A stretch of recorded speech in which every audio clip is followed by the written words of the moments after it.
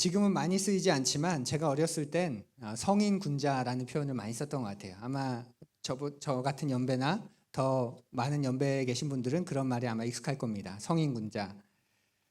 동양 사상, 특별히 유교로 대표하는 동양 사상에서 가장 이상적인 인간으로 꼽는 게 바로 성인, 군자였지요. 그래서 다른 사람의 옳은 행동이 마음에 들지 않을 때 아이고 성인 군자 났네 뭐 그렇게 비아냥거리기도 했었습니다. 이렇게 성인이란 말 그대로 유교 동양 사상에서는 가장 이상적인 그런 완벽한 인간을 뜻합니다. 그리고 그 성인을 향해서 가는 존재가 바로 군자입니다. 성인은 가장 이상적인 추구하는 인간상이고요. 그 성인을 향해 가고 있는 모습이 군자. 그래서 이 두 가지를 그냥 하나로 묶어서 성인 군자 그렇게 말하기도 하죠. 그래서 유교에서는 군자가 되기를 힘쓰라고 말합니다. 그리고 이 군자는 지속적인 수양을 통해서 도달할 수 있다고 여겼습니다. 그래서 유교에서 가장 각광받는 미덕 가운데 하나가 뭐죠? 유교에서 가장 각광받는 미덕, 성품 자질이 뭐죠? 바로 극기입니다. 극기, 절제, 겸양, 겸손 이게 다 절제하는 거죠. 그렇게 절제를 해야 과하지 않게 드러내지 않아야 나를 극복하게 되고 군자의 모습으로 드러날 수 있다. 그래서 이 동양 사상에서는 특별히 유교 안에서는 뭔가를 표현하는 것을 되게 수준 낮게 여깁니다. 그래서 감사나 뭐 기쁨이나 즐거움이나 담대함, 당당함이나 이런 것들을 그렇게 표출하지 않는 걸, 감정을 표출하지 않는 걸 그 미덕으로 여기는 게 바로 거기에 있습니다. 극기, 자기를 극복한다는 뜻이죠. 자기를 극복해야 군자에 도달할 수 있습니다. 왜냐하면 지금 이 모습은 하찮은 모습이고 수양되지 않은 모습이기 때문에 자기를 다스림으로써 자기를 벗어나서 군자에 도달하게 되고 그러다 보면 성인에 이르게 된다는 그런 이야기입니다. 그래서 극기 훈련, 극기 복례, 수신, 자기를 다스리는 것, 갈고 닦는 것 이런 것들은 모두 자기를 극복하고 자기를 이기는 그런 것들의 중요성을 말해주는 우리의 전통적인 표현들입니다. 그렇게 보면 사람들의 본성 안에는 모두 자기를 극복하고 싶은 마음이 있습니다. 나를 극복하고 싶은 마음, 나의 한계를 뛰어넘고 싶은 본능 이게 모두에게 다 있습니다. 여러분 어떠십니까? 여러분이 마음에 드세요? 한 50년 나랑 살아보니 너무 좋아. 그죠? 이렇게 살다 죽고 싶어. 그런가요? 아니면 살면 살수록 내 안에서 벗어나고 싶은, 좀 이겨내고 싶은, 떨쳐버리고 싶은 그런 모습이 있으십니까? 현대사회에서는 주로 능력의 의미로 그걸 축소해서 사용하죠. 나를 넘어선다 이걸 주로 능력의 의미로만 사용합니다. 더 큰 능력을 가지면 좋겠다. 그런데 더 근원적으로 들어가 보면 자기의 존재, 자기의 본성을 이기고 넘어서서 더 큰 나를 이루고 더 이상적인 내가 되고 싶은 것 이게 우리의 본성이고 또 마음입니다. 그렇게 보면 자신에 대한 거룩한 불만족을 가지고 있는 거죠. 자기를 사랑하는 모습에는 바르지 못한 나의 모습에 대한 반성, 또 그것을 넘어서고 싶어하는 거룩한 불만족, 그게 들어있습니다. 그게 진짜 나를 사랑하는 겁니다. 여러분은 여러분을 이기고 싶은 마음 있으십니까? 나를 좀 넘어서고 싶은 마음, 그런 거 있으신가요? 더 거룩해지고 싶은 마음, 더 온전해지고 싶은 마음, 그런 게 있으신가요? 우리가 이 땅에서 천사 같은 완전함에 다다른 그런 완전한 거룩, 완전한 성결을 이룰 수는 없지만 이 땅에서 어쩌면 유교에서 말하는 군자와 같은 그런 그리스도인의 완전에는 이룰 수 있습니다. 유교의 군자는 끊임없는 자기 수양의 결과로 되는 거지만 성결한 그리스도인의 완전은 성령님의 도우심과 새로운 하늘가족 공동체에 더불어 사는 삶 속에서 변화된 신분에 합당하게 살아감으로 도달할 수 있습니다. 우리가 어떻게 거룩해지고 어떻게 온전한 그리스도인이 될까요? 성령께서 도우십니다. 그리고 그 삶을 함께 살아가는 공동체 안에서 서로 자극을 받고 도전을 받고 서로 중보하면서 우리가 그리스도의 완전에 도달하게 되는 겁니다. 혼자 사는 사람은 결코 도달할 수 없습니다. 왜냐하면 사랑은 혼자일 땐 불가능하기 때문이죠. 그걸 우리는 이기심이라고 하지 사랑이라고 하지 않습니다. 사랑의 하나님이 되실 수 있는 이유가 어디에 있는 줄 아세요? 하나님은 삼 위로 존재하시기 때문에 그래요. 하나이신 하나님인데 그분은 성부, 성자, 성령으로 존재하십니다. 그리고 그 삼위이신 하나님께서 서로를 하나로 사랑하십니다. 그러기에 하나님의 사랑은 이기심이 아니죠. 내가 나 홀로 존재하고 내가 나를 사랑하는 건 사랑이 아니라 이기심일 경우가 참 많이 있습니다. 그것처럼 우리가 거룩해질 수 있는, 완전해질 수 있는 그 삶의 비결은 성령의 도우심, 그리고 함께 더불어 살아가는 삶의 공동체 안에 있을 때 우리에게 일어나는 일입니다. 그렇게 새로운 나를 사랑하되 나를 이기는, 무르익어 가는 그런 그리스도인이 되는 가을을 맞이하셨으면 좋겠습니다. 그렇다면 우리가 또 이겨야 되는 대상은 어떤 것이 있을까요? 나를 넘어서는 것 외에 또 어떤 대상이 있을까요? 그 가운데 하나를 오늘 본문이 말해줍니다. 바로 세상입니다. 뭐라고요? 세상. 우리에게 공간으로서의 세상, 우리가 사는 이 공간으로서의 세상은 아버지의 집이죠.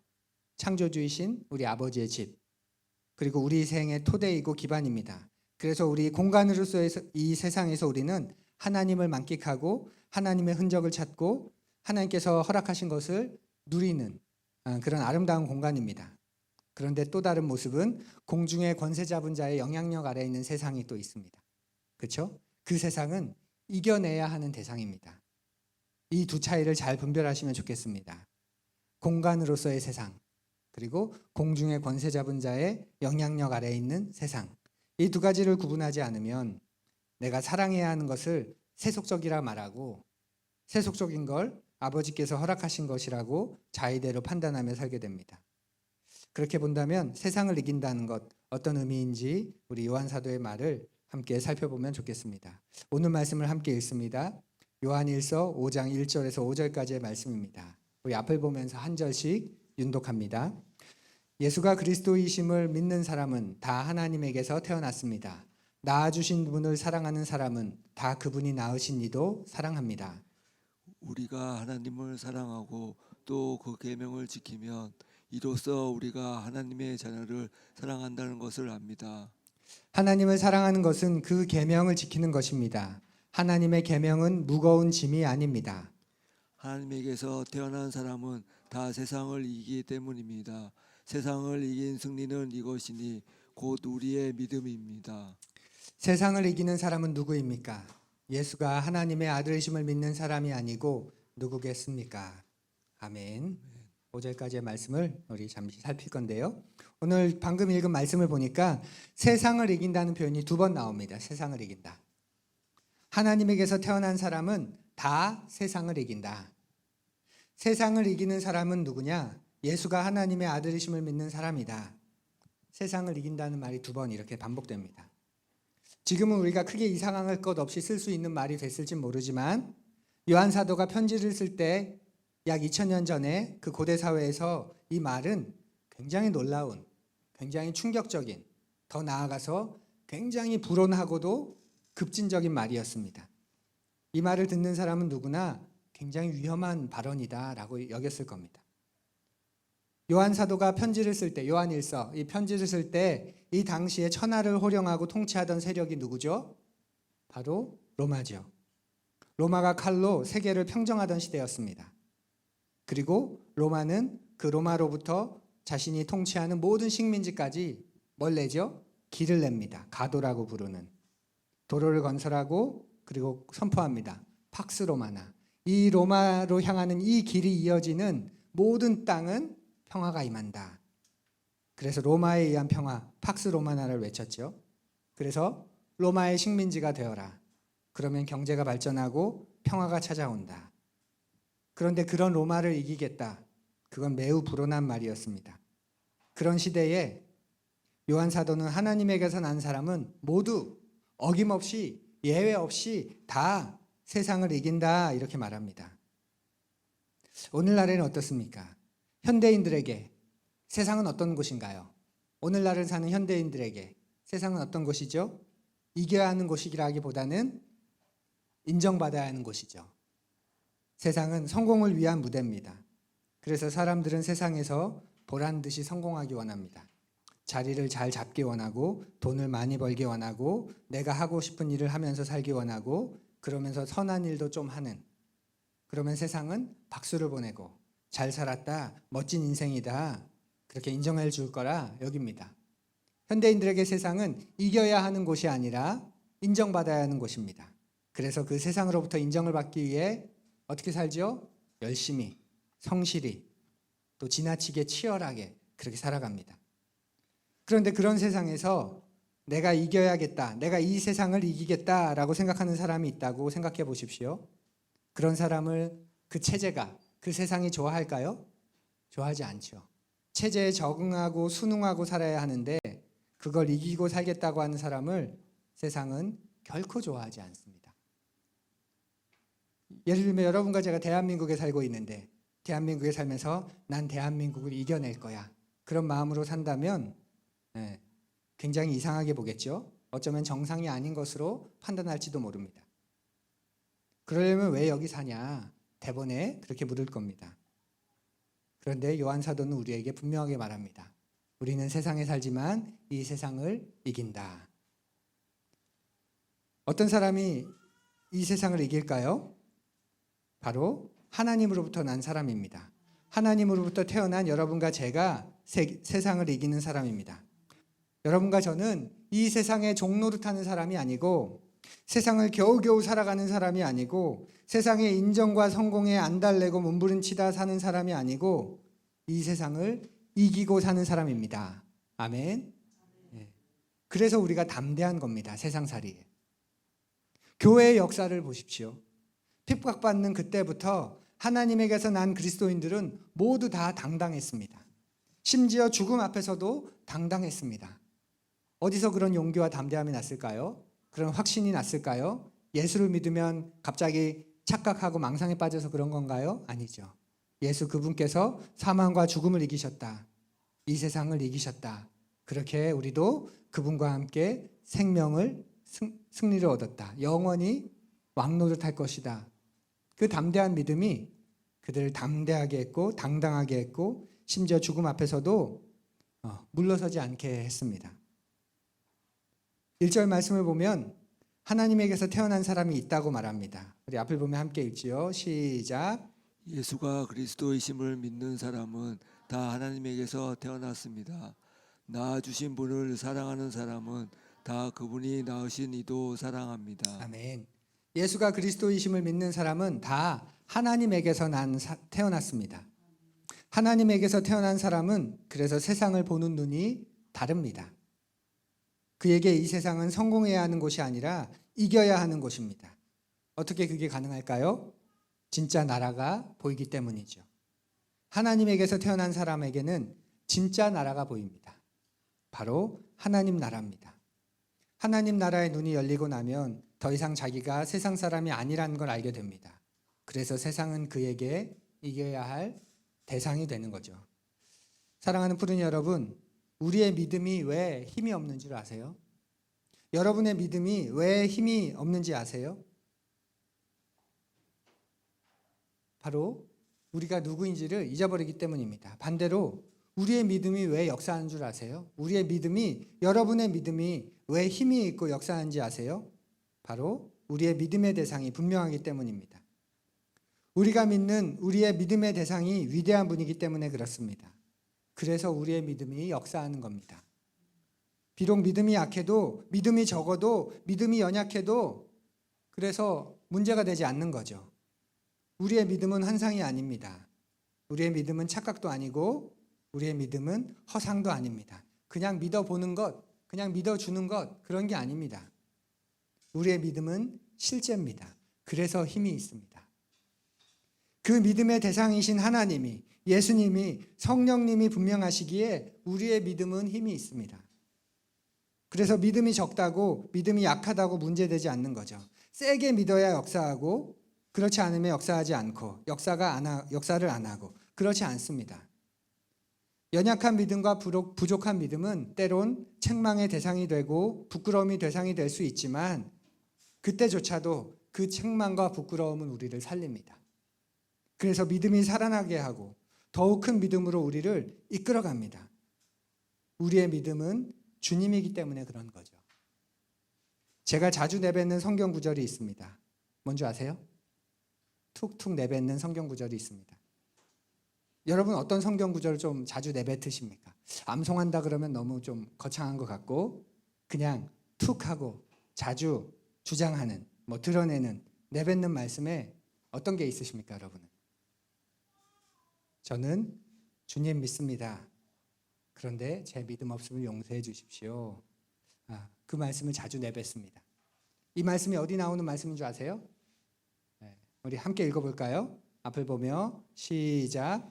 예수께서 이르시되 할 수 있거든이 무슨 말이냐 믿는 자에게는 능치 못할 일이 없느니라 하시니 곧 그 아이의 아버지가 소리질러 이르되 내가 믿나이다 나의 믿음 없는 것을 도와주소서 하더라. 이 요한복음 9장이 어떤 장면이냐면 1절부터 보면 예수님께서 아끼는 제자 셋을 데리고 변화산에 올라가십니다. 그리고 놀라운 광채 가운데서 가장 영광스러운 모습을 보여주십니다. 그리고 제자 셋과 내려오죠. 근데 올라가 있을 때 변화산 아래에 있는 다른 제자들 가운데 어떤 일이 일어났냐면 율법사들이 찾아와서 이 제자들을 책잡습니다. 함정에 빠뜨리려고 귀신 들린 아이 한 명을 데리고 와서 이제 논쟁을 말을 시비를 겁니다. 이 아이가 귀신 들렸는데 이 원인이 뭐냐? 누구 죄 때문이냐? 이 아이 죄 때문이냐? 이 부모의 죄 때문이냐? 누구의 죄 때문이냐? 그러면서 논쟁을 합니다. 그리고 예수라고 하는 너의 선생을 보니까 너희들의 랍비는 귀신을 쫓아내는 그런 능력이 있는데 너희들도 그의 제자라고 하니 이 귀신을 좀 쫓아봐라. 그렇게 변화산 아래에 있는 제자들에게 시비를 겁니다. 그런데 제자들이 그렇게 해봤는데 잘 안 됐던 것 같아요. 그러던 사이 예수님이 내려오십니다. 그러자 모두가 기다렸다는 듯이 예수님께로 나아가서 제자들은 해결해 달라고 이 문제를 좀. 그리고 율법사들은 또다시 함정에 빠뜨리려고 그 논쟁을 합니다. 그때 하신 말씀이 바로 이 말씀입니다. 그런데 여기서 저는 예수님의 말씀보다 제게 더 박히는 말씀이 있습니다. 예수님 말씀 참 좋지 않습니까? 할 수 있거든이 무슨 말이냐. 믿는 자에게 능치 못할 일이 없다. 그냥 읽기만 해도 막 힘이 솟죠. 그죠? 근데 이 말보다 저게 더 박히는 말씀은 바로 그 다음에 나오는 이 귀신 들린 아이의 아버지의 말입니다. 내가 믿나이다. 나의 믿음 없는 것을 도와주소서. 여러분 이 말이 이해가 되세요? 믿는데요. 그런데 또 믿음이 없대요. 이 말이 이해가 되십니까? 내가 믿어요. 근데 또 믿음이 없어요. 그래서 도와주세요. 이 말이 여러분 이해가 되시나요? 저는 이해가 됩니다. 왜냐하면 제가 이렇기 때문에. 주님을 믿습니다. 주님을 따르고 주님을 사랑하고 주님 앞에 서기를 고대합니다. 그런데 그 주님을 향한 신뢰, 그 주님을 향한 믿음이 없을 때가 또 많습니다. 주님을 믿고 내가 그분의 작품인 것을 알지만 그 주님을 향한 믿음과 신뢰가 너무나 부족한 제 모습을 종종 봅니다. 그래서 부끄럽고 죄송하고 면목 없을 때가 많습니다. 그래서 우리는 이렇게 말이 안 되는 것 같은데 너무나 말이 되는 이 말을 할 수가 있는 거죠. 더 놀라운 건 뭘까요? 이런 말이 안 되는 믿음에도, 이런 연약한 믿음에도 힘이 있다는 거죠. 그리고 이런 믿음에도 역사하신다는 겁니다. 왜냐하면 믿음은 나에게 달린 게 아니거든요. 이렇게 안절부절하는 아버지에게 예수님께서 그 믿음을 보시고 역사하십니다. 귀신이 떠나가게 되고 그 다음 장면 우리가 잘 알고 있습니다.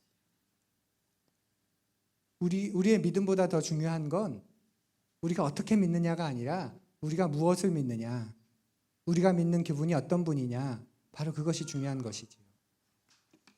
요즘에 여행을 좋아하는 현대인들이 많은데 약 150년 전쯤에 유명한 소설가인 로버트 루이스 스티븐슨이라고 하는 영국의 소설가가 유명한 말을 남겼습니다. 우리 앞을 보며 읽어볼까요? 시작. 희망을 품고 여행하는 것이 목적지에 도착하는 것보다 훨씬 나은 일이다. 희망을 품고 여행하는 게 목적지에 도착하는 것보다 훨씬 더 낫다. 로버트 루이스 스티븐슨이라는 소설가인데 좀 이름이 낯설죠? 근데 이 사람의 작품은 다 압니다. 100% 다 압니다. 이 사람이 쓴 소설, 대표적인 소설 2권 바로 지킬 박사와 하이드, 그리고 보물성. 들어보셨죠? 네. 안 들어보셨다면 지금 주님 믿기 전에 다시 좀 인간 공부부터 해야 되는데, 그런 그 소설가가 한 말입니다. 희망을 품고 여행하는 게 목적지에 도착하는 것보다 훨씬 낫다. 반대로 이야기하면 언제 이게 나을까요? 이런 말이 언제 성립할까요? 언제 희망을 품고 여행하는 게 목적지에 도착하는 것보다 낫게 될까요? 목적지가 없을 때죠. 목적지를 못 올 때죠. 그죠? 목적지가 없으니까 여행 자체가 전부가 되는 겁니다. 믿음의 본질을 잃어버린 우리의 모습을 잘 보여주는 말입니다. 목적지를 잃으면 우리도 이렇게 됩니다. 신앙이 또한 그렇습니다. 하나님을 잃으면, 예수님을 놓치면, 성령님을 바라보지 않으면 신앙 자체가, 내가 믿는 믿음의 행위 자체가 전부가 돼버립니다. 그래서 신앙의 목적지인 하나님을 잃는 거죠. 그래서 신앙이 있는 것 같지만 신앙이 없습니다. 하나님, 예수님 잘 몰라. 그냥 내가 지금 교회 다니는 게, 내가 그냥 이렇게 기도 한번 하는 게 그게 더 의미 있는 거라고 여기는 거죠. 우리의 신앙에는 목적지가 있습니다. 여러분의 신앙에는 목적지가 있습니다. 요한 사도가 말하는 목적지는 뭘까요? 바로 예수께서 그리스도이시다. 예수께서 하나님의 아들이시다. 바로 그겁니다. 오늘 1절과 5절 앞을 보면 다시 읽어볼까요? 시작. 예수가 그리스도이심을 믿는 사람은 다 하나님에게서 태어났습니다. 세상을 이기는 사람은 누구입니까? 예수가 하나님의 아들이심을 믿는 사람이 아니고 누구겠습니까? 이게 말로 했겠죠. 요한 사도가. 당시엔 받아 쓰는 시대였으니까. 지금처럼 인쇄술과 필기술이 발달하지 않았기 때문에 글자를 쓴다는 것, 편지를 쓴다는 건 대단히 비용이 많이 들어가는 전문적인 일입니다. 당연히 요한 사도는 말을 하고 있고 그 말을 받아 쓰는 필경사가 있었겠죠. 받아 적는 사람이. 그러면 요한 사도가 이 말을 할 때 굉장히 격정적으로, 열정적으로 이 노사도가 하지 않았을까요? 예수가 그리스도이심을 믿는 사람은 다 하나님에서 났다. 도대체 어떤 사람이 이 로마를 이기겠냐? 어떤 사람이 이 세상을 이기겠냐?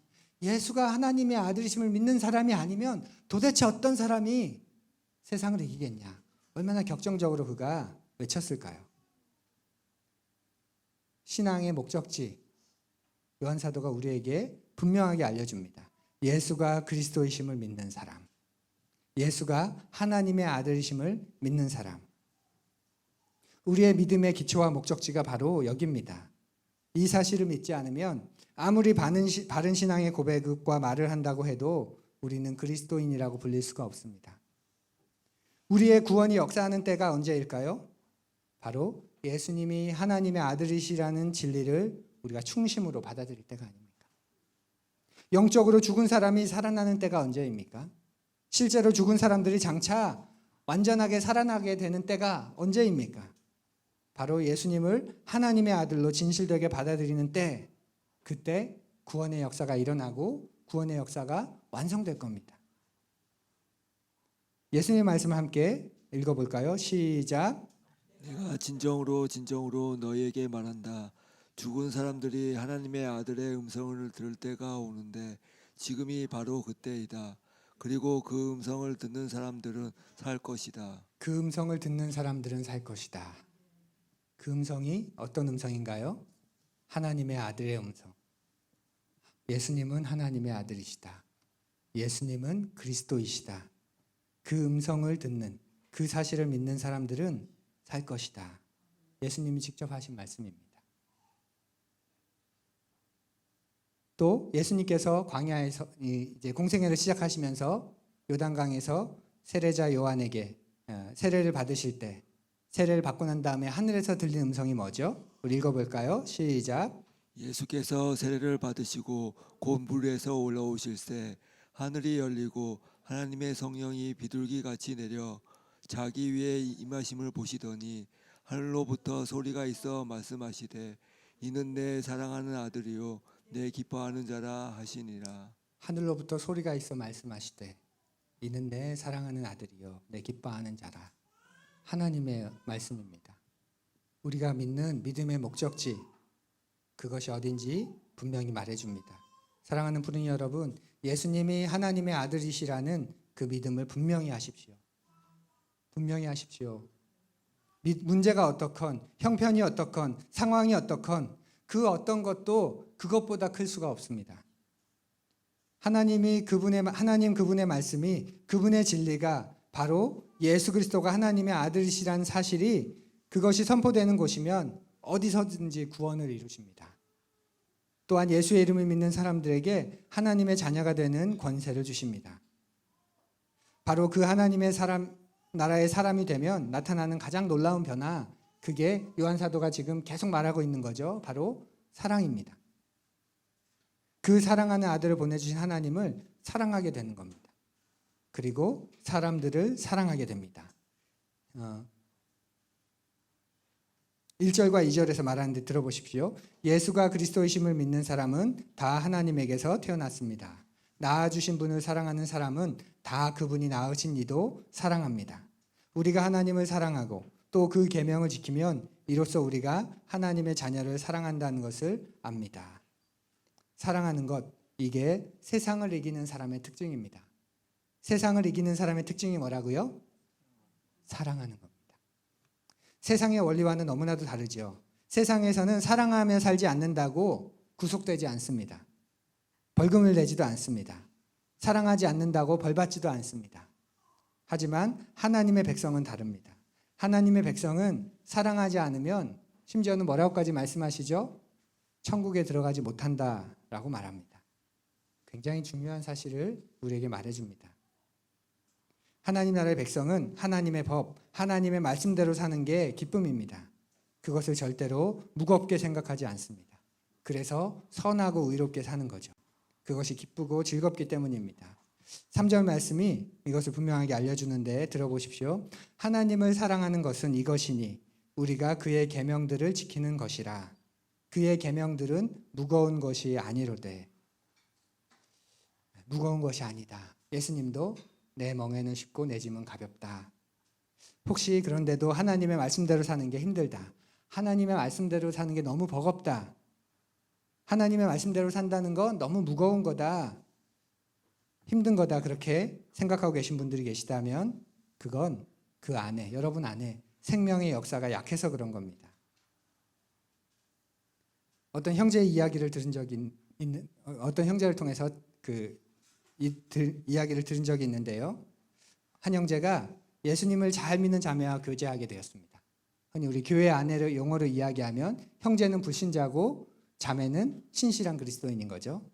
이렇게 두 사람이 교제하게 됐습니다. 사귀게 됐는데 이 형제가 보니까 도무지 이해가 안 되는 게 하나 있던 거예요. 뭐냐면 이 자매가 예수님을 믿는 것 때문에 집안에서도 직장에서도 많은 어려움을 겪는 겁니다. 도저히 이해할 수가 없어서 자매한테 야, 예수 믿는다고 하지 마. 이제 너 예수 안 믿으면 누구도 널 미워하지 않아. 네가 이렇게 예수 믿으니까 힘들게 사는 거야. 왜 자꾸 이렇게 힘들게 사서 고생하냐. 이렇게 답답한 듯이 형제가 이 자매를 사랑하니까 안쓰러운 마음에 이렇게 이야기했다고 하죠.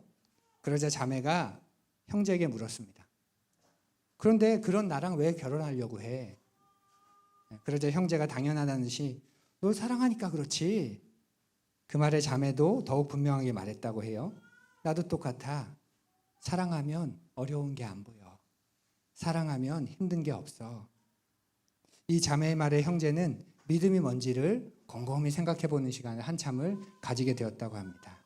그리고 복음을 진지하게 받아들이고 그도 결국 예수님을 믿고 주님을 사랑하는 사람이 되었습니다. 사랑 앞에선 누구나 강해집니다. 아무리 겁이 많고 두려움이 많은 사람도 진짜 사랑하게 되면 진짜 사랑 앞에선 부끄러움이 없어집니다. 사랑은 그 사람을 강하게 만듭니다. 저와 여러분의 이 가슴 안에는 세상보다 크신 분이 들어와 있습니다. 믿어지지 않지만 이 조그만 가슴에 세상보다 크신 분이 들어와 계십니다. 주 예수님이 우리 안에 와 계십니다. 그래서 우리는 세상이 두렵지 않은 거죠. 하나님의 말씀대로 당당하게 사는 겁니다. 선으로 악을 이길 수 있다고 믿고 선으로 악을 이기기 위해 애쓰며 삽니다. 그게 여러분의 클래스입니다. 이게 우리의 클래스인 거예요. 사랑하는 것과 순종하는 것은 반대 개념도 아니고 적대 관계가 아닙니다. 흔히 오해하죠. 착각합니다. 사랑은 자유롭게 하는 거고 순종은 억압하는 거다. 그런데 요한 사도는 뭐라고 말해줍니까? 사랑과 순종은 하나다. 사랑과 순종은 하나다. 하나님을 사랑하기 때문에 생각과 말과 행동을 통해서 진정으로 하나님을 기쁘게 해드리기 원한다는 거죠. 순종의 초점이 어디에 있는지 아세요? 잘 순종하냐 안 하냐 거기에 있는 게 아니라 순종의 초점은 진정으로 하나님을 기쁘게 해드리냐 아니냐 거기에 달려 있는 겁니다. 왜냐하면 사랑이 순종을 일으키기 때문에 그래요. 그 자매의 말 기억해 보십시오. 사랑하니까 그렇지. 사랑하니까 그렇지. 제가 좀 주님을 사랑하거든요. 그런 사람은 어떻게 살까요? 그분을 기뻐하며 사랑하며 살지 않을까요? 그래서 사랑과 순종은 별개가 아닙니다. 하늘에 보면 새가 있습니다. 새를 날아가게 하는 건 뭐죠? 새의 신체기관 가운데 새를 날아가게 하는 건 뭘까요? 날개지요. 날개가 없으면 그 어떤 새도 날지 못합니다. 그런데 그런 새에게 이 날개가 짐일까요? 아닐까요? 아니지요. 마찬가지입니다. 하나님의 자녀에게 하나님의 계명들은 짐이 아닙니다. 날개입니다. 이 땅에서 하늘의 삶을 살게 하는 날개입니다. 그 계명들에 순종하며 살 때 자유, 안전, 진정한 성취, 성숙 그가 그 가운데 진정으로 살아가게 하는 날개가 됩니다. 그래서 그걸 짐으로 여기지 않는 건 그분을 사랑하기 때문이죠. 그래서 예수님께서도 내 멍에는 쉽다, 내 짐은 가볍다 그렇게 말씀하신 것도 그 맥락입니다. 사랑하는 푸른 여러분 지금 어떤 삶을 살고 계십니까? 앞으로 이렇게 살아야지, 앞으로 이렇게 살겠다 그건 우리 영역이 아닙니다. 요한 사도가 지금 권면하고 있는 건 지금 어떻게 살고 있느냐 그걸 물어보는 겁니다. 지금 내가 어떻게 살고 있나? 그래서 지금 내가 이렇게 살겠다. 그걸 우리에게 권면하고 있는 겁니다. 너 하나님에게서 난 사람 아니냐? 그럼 세상을 이기는 사람이다. 그런데 너 지금 어떻게 살고 있냐? 너 지금 어떻게 살아야 되겠냐? 우리가 이제 지금부터 어떻게 살아가야 되겠냐? 그걸 요한 사도가 말하고 있는 겁니다. 그러니 이제 서로 사랑하자. 지금 바로 이곳에서 서로 사랑하자. 그러기 위해서는 예수가 하나님의 아들이심에 여러분의 믿음을 두십시오. 그리고 그분을 사랑함으로 그분의 말씀대로 사는 것을 기뻐하며 사십시오. 좀 특별한 믿음을 가진 사람, 좀 센 믿음을 가진 사람이 그렇게 살 수 있는 게 아닙니다. 하나님을 사랑하는 사람, 그의 믿음은 반드시 역사합니다. 아멘. 하나님을 사랑하는 사람, 그 믿음은 그를 구원으로 이끕니다. 그에게서 생명의 역사가 일어나게 하고 그를 살아나게 합니다. 사랑하는 푸른 여러분, 한 주간 주님 제가 믿습니다. 저의 믿음 없는 것을 도와주십시오. 그 고백으로 우리도 살아가는 그런 푸른이가 되어주시고 그럴 때 그 하나님의 말씀이 우리를 살아나게 하는 날개가 되는 참 자유를 기뻐함으로 그분에게 나아가고 하나님과 사람을 사랑하는 그렇게 수고하고 애쓰는 한 주가 되기를 간절히 고대합니다. 우리 함께 잠시